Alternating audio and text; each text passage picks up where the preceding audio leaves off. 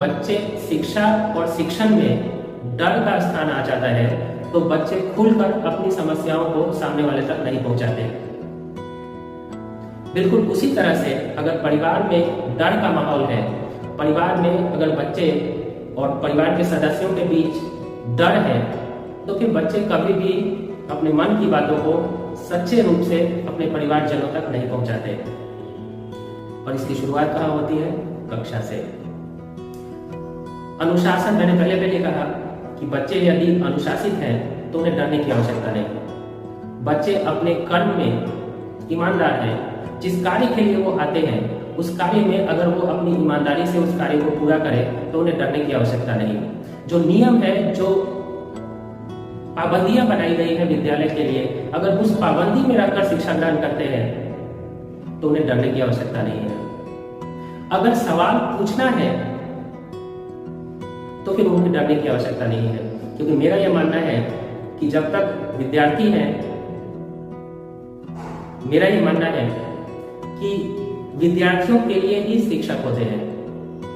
शिक्षा के लिए शिक्षक हैं, विद्यार्थियों के लिए शिक्षक हैं, लेकिन बच्चे इन दोनों की भावनाओं को, इन दोनों के मूल बातों को ग्रहण करने के लिए ही विद्यालय आते हैं।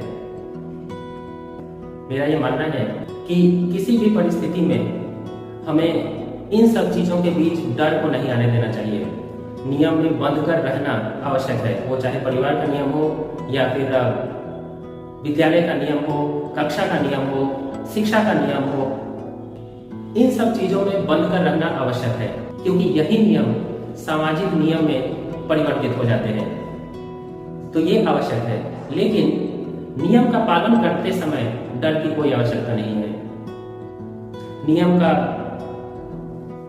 बच्चों को, अब मैं बच्चों से एक बात बोलूंगा कि बच्चों, 3 बातें, मेरे विचार से 3 बातें आवश्यक है।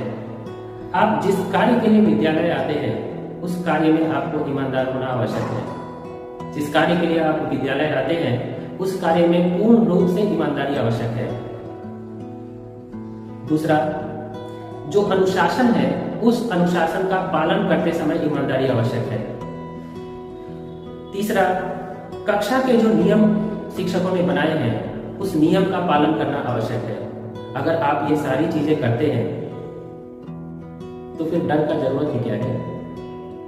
क्योंकि बच्चों, मैं आपसे यही कहूंगा कि शिक्षक डराने वाले लोग नहीं होते।